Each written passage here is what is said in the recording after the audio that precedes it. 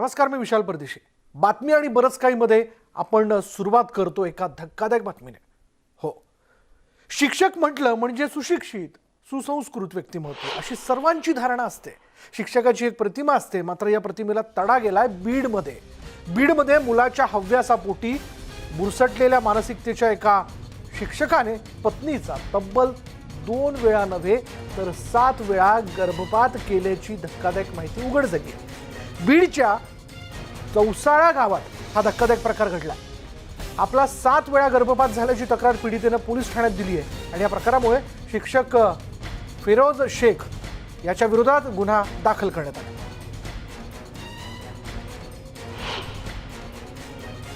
माझे पतीचे जशीच मला मुलगी झाली त्याच्यानंतर माझ्या पतीने 7 वेळा माझे बळजबरीने गोळ्या चारून 7 वेळा माझा गर्भपात केलेला आहे मुलाच्या हट्टापायी.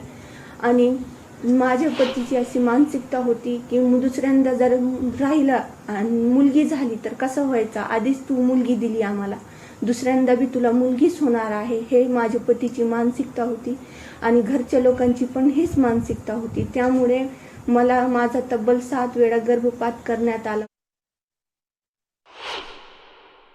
मला फक्त यात एक सांगायचंय की प्रिस्क्रिप्शन शिवाय ते जे शिक्षक आहेत, ते जे पती आहेत त्या पीडितेचे, त्यांनी प्रिस्क्रिप्शन शिवाय अशा प्रकारच्या गोळ्या आणल्या कुठून? आणल्या गोळ्या तर त्या कुठून आल्या, त्याचा सोर्स काय, कुठल्या मेडिकल दुकानातून त्यांनी आणल्या, याचा सुद्धा तपास आयो जे आहेत, चौकशी अधिकारी जे आहेत त्या प्रकरणातले, मला वाटतं लक्ष्मण केंद्रे त्यातले चौकशी अधिकारी आहेत, त्यांनी याच्या खोलापर्यंत गेलं पाहिजे. दवाखान्यामध्ये त्या महिलेला 2 वेळेस घेऊन गेलेले होते व इतर वेळेला घरीच त्याचा गर्भपात केलेला. गर्भपात पडण्यासाठी म्हणजे पपई खाऊ घालणे, वजं उचला लावणे, अशा प्रकारे पतीने आणि त्याच्या इतर नातेवाईकांनी त्यांना त्रास दिल्याचं फिर्यादीने सांगितलेलं आहे. त्याप्रमाणे आपण कलम 458 प्रमाणे गुन्हा दाखल केला आहे. तसेच कलम 313, 34 भादवीप्रमाणे गुन्हा दाखल करून सदर गुन्ह्याचा तपास सुरू आहे सध्या. किती भयानक आहे बघा. आणि याच विषयी आपण बोलणार आहोत. आमचे प्रतिनिधी सुरेश जाधव बीडवरून आपल्यासोबत आहेत आणि सामाजिक कार्यकर्त्या मनीषा तोकले देखील आहेत. मी सुरुवातीला सुरेशकडे जातो. सुरेश, शिक्षकाने पिढी घडवायची असते, सुशिक्षित करायची असते, पण एक शिक्षकच त्याच्या पारिवारिक पातळीवरती अशा प्रकारचं कृत्य करतो. कोण आहे हा शिक्षक आणि याबद्दल आता पोलिसांनी काय दखल घेतली? विशाल, बीड जिल्ह्यातील चौसाळा म्हणून गाव आहे आणि या ठिकाणी ही जी पीडिता आहे हिचा 2008 च्या दरम्यान विवाह झालेला होता. त्यानंतर 3 वर्ष त्यांचा सुखाने संसार चालला. शिक्षक, मुलगा शिक्षक आहे, त्यामुळं हिचे जे आई वडील होते ते आई वडील खुश होते. मुलगा शिक्षक असल्यामुळं आपल्या मुलीला चांगल्या पद्धतीने ठेवील, त्याला जे हवं होतं त्या पद्धतीने त्याला त्याची जी मागणी होती ती देखील पुरवलेली होती. आणि तरी देखील त्याने त्यानंतर पहिली मुलगी झाली आणि पहिली मुलगी झाल्यानंतर त्यांना पुन्हा मुलगा हवा होता आणि मुलग्याच्या हव्याचा पोटीच हा सर्व प्रकार घडलेला आहे. विशेष म्हणजे हे सगळं घडल्यानंतर देखील बऱ्याच वेळेस त्यांनी समाजातील बैठका बसून हे प्रकरण मिटवण्याचा प्रयत्न केला गेला. मात्र या प्रकरणामध्ये जो शिक्षक असलेला आणि विशेष म्हणजे शिक्षणासारख्या पवित्र क्षेत्रामध्ये काम करत असताना देखील अशा पद्धतीने त्याच्याकडून हे कृत्य केलं गेल्यामुळं मात्र जी आहे ती चिंता व्यक्त केली. आणि विशेष म्हणजे त्या जी पीडित आहे या पीडितेला त्रास दिला, तिच्या मुलीला सुद्धा त्रास दिला आणि त्रास देत असताना त्या त्रासाचा स्वरूप सुद्धा जेवण न देणं, मारहाण करणं, मानसिक छळ करणं इथपर्यंत होता. आणि ते सगळं तक्रारीमध्ये त्या पीडितेला दिलेलं आहे. आणि यानंतर विशेषतः मुस्लिम समाजामध्ये जर पाहिलं तर महिला पुढे येत नाहीत. मात्र या महिलेनं, या पीडितेनं जे सांगितलेलं आहे की माझ्यासारख्याच अनेक पीडित आहेत ज्यांच्यावरती अत्याचार होत आहेत, मात्र हे निगूढपणाने काही जण सहन करतायत. आता महिलांनी पुढे आलं पाहिजे असं त्या पीडितेने सुद्धा आवाहन केलं. आणि तिच्या बाबतीत जे घडलेलं आहे हे विशाल खरंच दुर्दैवी आहे. याच बीड जिल्ह्यामध्ये मोठ्या प्रमाणात गर्भपाताचे प्रकार अगोदर सुदाम मुंडेंसारखा जो डॉक्टर आहे ज्यांनी माणुसकीच्या नात्याला, माणुसकीला काळीमा फासलेला होता, शेकडो कोवळ्या काळ्यांना गर्भातच कुस्करले होता. आणि त्यानंतर कुठेतरी ही जी काही मुलगा वंशाला दिवा हवा ही जी मानसिकता आहे विशाल, ही कुठेतरी बदलत नाही समाजामध्ये, विशेषतः एकाच समाजामध्ये नाही. आणि त्यामध्ये जर आपण पाहिलं तर अशिक्षित समाजामध्ये सुरुवातीला हा विषय पाहायला मिळायचा, मात्र आता शिक्षक असलेला, स्वतः सुशिक्षित असलेला सुद्धा जर मुलाच्या हव्यासापायी स्वतःच्या पत्नीचा जर 7 वेळा गर्भपात करत असेल, तेही बळजबरीनं, विशेष गोळ्या चारवून तिला हॉस्पिटलमध्ये नेऊन बळजबरी करत असेल, तर खरंच हे विशाल धक्कादायक आहे. याचविषयी बोलण्याकरता आपल्याबरोबर मनीषा तोकले पण आहे, सामाजिक कार्यकर्ता आहे. मनीषाजी, आपण पाहिला हा सगळा प्रकार, खरं तर हा शिक्षक जो आहे तो केवळ पेशाने शिक्षक आहे, विचाराने नाही. आणि जेव्हा अशा प्रकारे स्वतःच्याच बायकोचा तो 7 वेळेस गर्भपात तिला करायला लावतो, एक प्रकारे अत्याचारच आहे त्या स्त्रीवरती. काय म्हणाल आपण याबद्दल? हा एकंदरीत पाहता हा खूप भयंकर प्रकार आहे. 7 वेळा गर्भपात झाला ही तर गोष्ट खरीच आहे. गुन्हा दाखल झाला हे पण सत्य आहे. आणि आपण पाहिलं की त्या स्त्रीने खूप मोठी हिंमत दाखवली की स्वतःच्या नवऱ्याच्या विरुद्ध तिनं रिपोर्टिंग केलं आणि त्याच्या संदर्भामध्ये तक्रार करून गुन्हा दाखल केला. पहिल्यांदा तर त्या बाईच्या हिमतीला दाद द्यायला लागेल, तिचं कौतुक करायला लागेल. कारण अशा कितीतरी उच्च शिक्षित असलेल्या महिला सुद्धा जेव्हा घरातून त्यांच्यावरती प्रेशर येतं, अत्याचार येतो, मुलगा हवा हा अट्टहास होतो आणि त्यापोटी तिला छळलं जातं, वारंवार गर्भपात करायला लागतो, लिंगनिदान केलं जातं, तर या सगळ्या पातळीवरती स्त्रिया पुढे येत नाहीत. पण ह्या ताईनी, ह्या शिक्षिकेने खूप मोठं धाडस केलेलं आहे. त्याच्याबद्दल तिचं खूप कौतुक. आणि तिला संरक्षण मिळालं पाहिजे. आणि ती जी पोलिसांकडनं आणि प्रशासनाकडनं जी अपेक्षा आहे की ती गुन्हेगारांना शिक्षा झाली पाहिजे, ती पूर्णच झाली पाहिजे.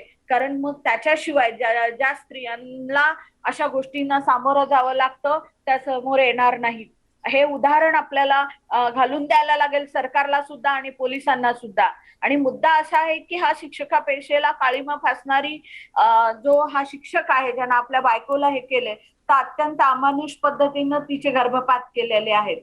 आणि हा जो एकदम काय म्हणतो ना त्याला, एक घाणेरडा प्रकार आहे की अघोरी पद्धतीनं बायकांना वेगवेगळ्या पद्धतीनं वजन उचलायला लावणे, काहीही खाऊ घालणे, जेणेकरून तिच्या फिजिकली आणि मेंटली तिला इतकं प्रेशर आणि त्रास देणे की ज्याच्यामुळे जे काही करता येईल त्या सगळ्यामधून त्या ताईचा गर्भपात झाला पाहिजे अशा पद्धतीनं प्रकार करणं, हा तर गावागावामध्ये खूप पूर्वीपासून पारंपार पद्धतीनं चालत आलेला आहे. आणि जेव्हा लिंगनिदानाचा मुद्दा आमच्या बीड जिल्ह्यामध्ये मागे सुधा मुंडे नाटक झाली असं भाऊ बोलले, जाधव भाऊ, पण मुद्दा असा आहे की सुधा मुंडेंना अटक करून हे प्रकरण संपलेलं नाहीये.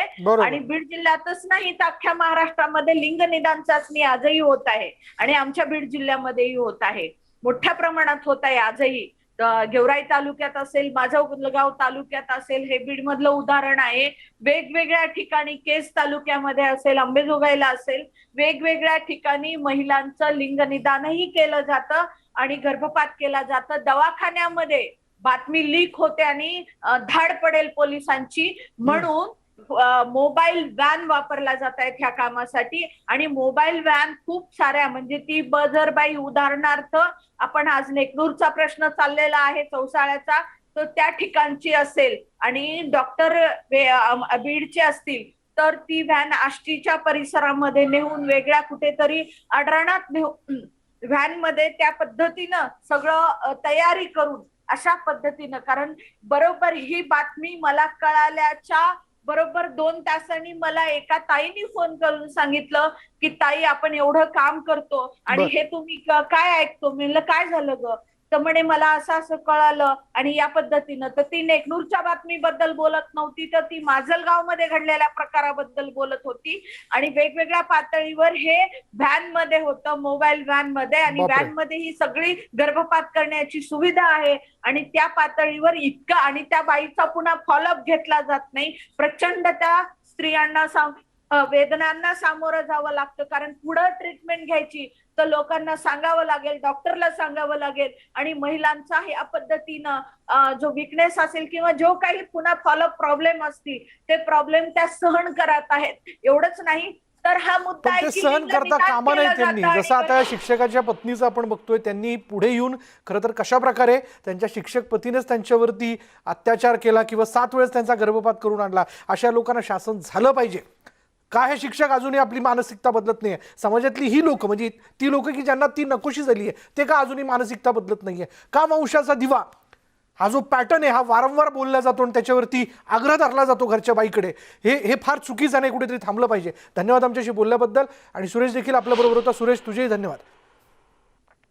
या बातमीनंतर आपण बघूयात बातमी औरंगाबादमधनं. औरंगाबादच्या पोलिसांच्या दादागिरीची बातमी आहे. रस्त्याने जात असताना मालवाहू छोटा हत्ती वाहनांचा एका सहाय्यक पोलीस निरीक्षकाच्या 4 चाकी कारला धक्का लागला. राग अनावर झाल्याने त्या पोलीस अधिकाऱ्याने चालक तरुणाला शिवीगाळ करत गाडीची चावीच काढून घेतली आणि चावीसाठी तो तरुण त्या पोलिसांकडे विनवणी करू लागला. मला पोलिसात न्या, तुम्ही जिथे म्हणाल तिथे मी यायला तयार आहे, फक्त चावी द्या, अशी वारंवार विनवणी तो तरुण पोलिसांकडे करत होता. मात्र त्याकडे लक्ष न देता त्या अधिकाऱ्याने रस्त्यावरच अश्लील भाषेत त्याला शिवीगाळ करत तरुणाच्या कानशिलात लगावली. हा सगळा प्रकार जो आहे तो उपस्थितांनी मोबाईलमध्ये कैद केला. या घटनेचा व्हिडिओ सध्या सोशल मीडियावरती व्हायरल होतोय.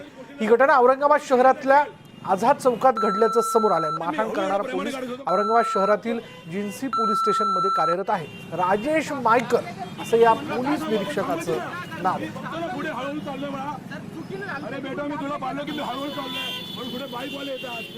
बोलूयात आमचे प्रतिनिधी सचिन जिरे आपल्या बरोबर आहेत. सचिन, हा जो पोलीस अधिकारी, आता हा व्हिडिओ जो आहे तो व्हायरल होताना दिसतोय, बघतोय आपण की नेमकं काय घडलं होतं, पण अखेर म्हणजे ह्या ज्या छोटा हत्ती चालक जो होता त्याचं काय म्हणणं या सगळ्या प्रकारात? त्या छोटा हत्ती चालकाचं म्हणणं अद्याप समोर आलेलं नाहीये. आणि जर खरं सांगायचं तर हा छोटा हत्ती चालक जो आहे याने पोलीस ठाण्यात देखील तक्रार अजूनपर्यंत दिलेली नाही किंवा त्याने तक्रार देण्यासाठी तिथे गेलेला पण नाहीये. हा जो एकंदरीत प्रकार आहे हा औरंगाबाद शहराचा जर विचार केला तर औरंगाबाद शहरामध्ये बेशिस्त वाहनावरती सध्या औरंगाबाद शहर पोलिसांकडून कारवाई सुरू आहे. रोज अनेक गुन्हे दाखल या प्रकरणामध्ये होत आहेत. औरंगाबाद शहरातल्या बेशिस्त वाहन जे आहे रिक्षा चालक त्यांच्यावरती अनेक गुन्हे रोज दाखल होत आहेत. कारण की रस्त्यावरती वाहनं उभी करणे, अरुंद रस्ते अडवणे अशा प्रकार सध्या औरंगाबादेत नाही का अनेक वाहन चालकाकडून सुरू आहेत. त्यामुळं पोलिसांची एका बाजूला कारवाई सुरू आहे, दुसऱ्या बाजूला ही घटना आज घडलेली आहे. आणि या प्रकरणी सध्या हा जी घटना सकाळी जी घडलेली आहे ती घटना अशी घडलेली आहे का या जेव्हा मायकर जात होते निरीक्षक तेव्हा त्यांच्या गाडीला हा धक्का लागला होता. त्यांनी चावी घेतली आणि त्यावरून हा सर्व प्रकार समोर आलेला आहे. आणि ही घटना घडल्यानंतर या प्रकरणामध्ये आता संध्याकाळच्या सुमारास जे मायकर आहेत तर त्यांनी माध्यमांना संवाद साधताना हे सांगितलं आहे की ही जी घटना घडली तेव्हा मी एक आरोपी आहे त्या आरोपीने न्यायालयामध्ये घेऊन जायचं होतं. त्यामुळे या व्यक्तींनी जे आहे तर गाडीला धक्का दिला आणि मी ही माझ्या आयुष्यातली पहिली वाहन होती. आपल्या बरोबर सचिन याच विषयी बोलण्याकरता सहाय्यक निरीक्षक राजेश मायकर आपल्यासोबत आहेत. राजेश मायकरजी, चला धक्का लागला, तुमच्या गाडीचं जर काही नुकसान झाले तर तुम्ही त्याच्याकडनं नुकसान भरपाई घेऊ शकता, पण अशा पद्धतीने चावी घेणं आणि त्याच्या कानशिलात लगावणं हे का केलं तुम्ही? सर, एक मिनिट, आपल्या काही गैरसमज आहे, त्याची चुकीची माहिती मिळाली आपल्याला. मी माझी गाडी घेऊन साईडने चाललो होतो, हा सरळ मला ओव्हरटेक करून डॅश करून गेला. मी त्याला मला थांब जरा, हा न थांबता पुढे गेला. मी पुढे गेला तरी हा पाहून त्याचा प्रयत्न होता. मी त्याची चावी घेतली. मी म्हटलं मला पोलीस स्टेशनला आहे, इथे गाडी साईडला लाव तुझी. बघा अगोदर घटना ही जी अप्रत्यक्ष दाखवली, नंतर मला माझ्याकडे त्याची चावी घेतली, मला जबरदस्त खेचायला लागला, मला माझ्या गाडीत बसा देत होता. म्हणून मी त्याला थोडंसं म्हणजे आपलं मुंबईच्या मग तो थोडंसं अपशब्द बोललो मी त्याला. आणि मग जास्त तो हेच करायला लागला म्हणून मी त्याला एक थोबडी मारून मला घाई आहे, मला पोलिसांना जायचं, मला आरोग्य माझ्याकडे, तू पोलिसांनाही बाळा, जिन्सी पोलिसांना. मी बघा साहेब माझी क्लिपमध्ये बाळा पण त्याला बोललेलो आहे, पण तो जास्त प्रतिकार करत होता, मला घेत होता. बाकी माझा उद्देश त्याला मारण्याचा पण होता, पण ते ऑल ऑफ सडन झालं. मला त्याला वाईटही बोलायचं नव्हतं, पण ते निघून गेलं. सॉरी म्हणजे त्याबद्दल मला माझी दिलगिरी व्यक्त करतो मी. बस एवढंच म्हणेन मी. बाकी त्याचा माझं काही पर्सनल नाही, पण त्याने थांबलो होतो. हे साहेब इथे असे बेताल गाडी चालवतात, ओव्हरटेक करतात, तो रस्ता पण एवढा हे नाहीये.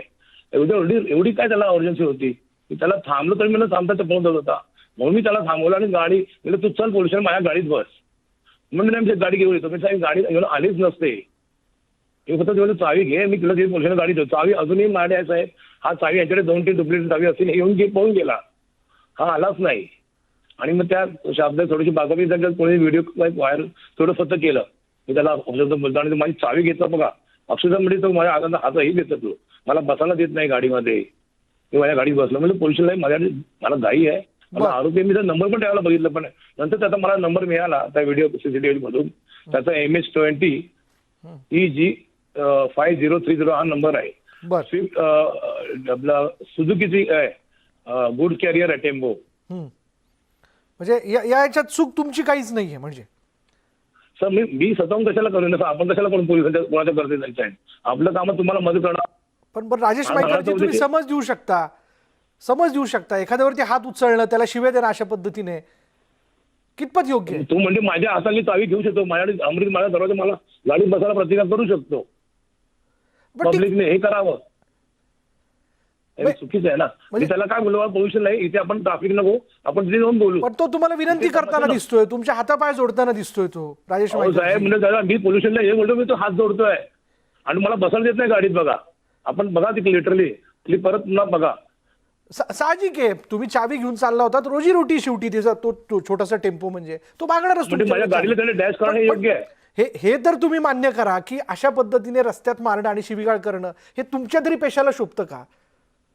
म्हणजे मी त्या वायबल रागाच्या भरात झाला ना, ऍक्सेप्ट म्हणजे त्यामुळे दिलगिरी व्यक्ती केली. पण आपल्याकडे मला उद्देश त्याला मारण्याचा काहीच नव्हता, पण तो मला बसायला होता गाडीत. मी मला लवकर जायचं, मला कोर्टात आरोपी घेऊन जायचं. मी हेही बोललो तू पोल्युशन नाही, आपण तिथे बोलू.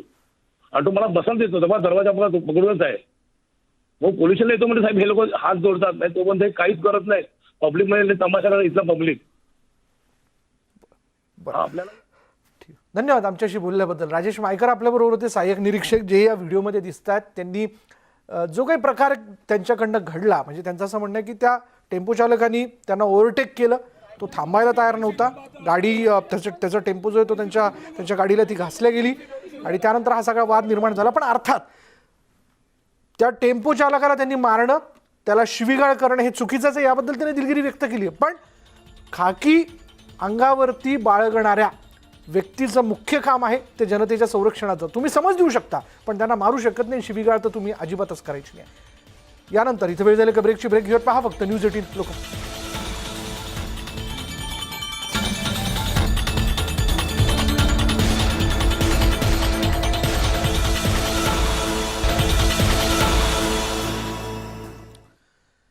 ब्रेकनंतर बघूयात एक महत्त्वाची बातमी अशी आहे की उस्मानाबादमध्ये मंकावती तीर्थकुंड हडप प्रकरणाला आता वेगळं वळण लागलंय. या प्रकरणी आता नगरविकास मंत्री एकनाथ शिंदे यांनी केवळ गुन्हे नोंद करण्याच्या आदेशाला स्थगिती दिली आहे, मात्र जिल्हाधिकाऱ्यांकडून कारवाई सुरूच राहणार आहे. जिल्हाधिकारी 3 मुद्द्यांवर चौकशी करणार आहेत. या तीर्थकुंड हडप प्रकरणी भूमी अभिलेख विभागाने देवानंद रोचकरी यांना नोटीस पाठवली आहे. तसंच तुळजापूर नगर परिषदेच्या मुख्याधिकाऱ्यांनी तीर्थकुंडच्या मिळकत पत्रावर हरकत घेतली. उस्मानाबाद जिल्हाधिकारी कौस्तुभ दिवेगावकर यांनीही गुन्हे नोंद करण्यासह प्रॉपर्टी कार्ड दुरुस्तीचे आदेश दिले होते. बोलूयात बालाजी निरफळ आपल्याबरोबर आहेत. बालाजी, काय तपशील याबद्दल? प्रथम दिशा जर बघितलं, हा प्रकार आपण सुरुवातीपासून लावून धरलेला आहे. देवानंद रोचकरी हे पहिल्यापासून वादग्रस्त नाव ठरलेलं आहे आणि तीर्थकुंडाचा जो विषय आहे तो फार गंभीर आहे. पुरातन तीर्थकुंड आहे हा तुळजाभवानी मंदिर परिसराचा तीर्थकुंड असल्याने याच्या भोवती अनेक संशयाच्या फेऱ्या उभा राहिल्या होत्या. तीर्थकुंड म्हणजे देवीचं पावित्र्य जपणारे अनेक तीर्थकुंड या परिसरात तुळजाभवानी मंदिर परिसरात उभा राहिले आहे आणि हे तीर्थकुंड हडपण्याचा कुठेतरी प्रकार झाला होता आणि याच प्रकारावरती कुठेतरी एक जण मंदिर पुजारींनी आक्षेप घेतला आणि त्या आक्षेपानंतर जिल्हाधिकारी यांनी कुठेतरी गुन्हे दाखल करण्याचे आदेश दिले होते आणि या आदेशाला कुठेतरी जिल्हाधिकारी यांनी कागदावरती घेत याच्यावरती गुन्हे नोंद का करू नये असं आदेश काढला होता. या आदेशाला नगर मंत्रालयाने स्थगिती दिली होती. स्थगितीनंतर हे प्रकरण परत पुन्हा चर्चेत आलं आणि याच्यानंतर जिल्हाधिकाऱ्यांनी जो आहे तो एक पुन्हा चौकशीचा फार्स जो आहे तो देवानंद रोचकरी यांच्या भोवती उभा केलेला आहे आणि भूमी अभिलेख मार्फत याची चौकशी जी आहे ती पूर्णपणे परत का करू नये अशी त्यांनी नोटिसा काढलेल्या आहेत. याच्यानुसार आता ही जी आहे ती चौकशी सध्या सुरू करण्यात आली आहे. एकूण जर बघितलं तर या प्रकरणात असं दिसतंय की हा प्रकार पूर्णपणे भ्रष्टाचाराचा प्रकार याच्यामध्ये दिसत आहे. देवानंद रोचकरी यांनी जो जे पुरावे नगर मंत्रालयाकडे दिले सादर केले आहेत त्याच्यामध्ये त्यांनी असं सांगितलेलं आहे की हे माझ्या आजोबाची जमीन आहे त्याच्यावरती मी ताबा दाखवतोय. मात्र जिल्हाधिकारी यांनी सगळी तहसीलदार असतील तुळजापूरची म्हणजे तिथले भूमिलेख अधिकारी असतील या सगळ्यांचा अहवाल घेऊनच यांच्यावरती गुन्हे दाखल करावे असा अहवाल सादर केला होता. त्यानंतर देवानंद रोचकरी यांनी एकनाथ शिंदे जे आहे ते यांच्याकडे जाऊन याच्यावरती गुन्हे दाखल करण्याचा जो आहे तो आदेश रद्द केला होता आणि एकनाथ शिंदे हे जिल्हाधिकारी यांच्या आदेशाला स्थगिती देऊ शकतात का एक कुठलाही मिनिस्टर मंत्री असेल याच्यावरती आदेश देऊ शकतो. एखादा जिल्हाधिकारी जर आदेश काढत असेल की हा याच्यावरती गुन्हे दाखल करा, क्रिमिनल ऑर्डर जर असेल त्याच्यावरती गुन्हे दाखलाचे आदेश रद्द करू शकतो का, याबाबतीत तर्कवितर्क लढवले जात असताना सुद्धा यावरती आदेश एकनाथ शिंदे यांच्याकडून देण्यात आले होते. याच्यावरती सुद्धा प्रश्नचिन्ह उपस्थित झाले होते. अशातच हे सगळे आदेश आले असताना आता कुठतरी या विभागाकडून स्पष्टीकरण देण्यात आले की आम्ही फक्त मुद्दा क्रमांक 3 यावर स्पष्टीकरण मागितलेलं आहे आणि आता त्या पद्धतीने सगळं स्पष्टीकरण घेऊन खरं तर ही सगळी चौकशी जी आहे ती केली जाते. धन्यवाद बालाजी या सगळ्या तपशिलाबद्दल. आणि या सगळ्या घडामोडीनंतर आज आपण इथेच थांबणार आहोत. पहा फक्त न्यूज 18 लोकमत.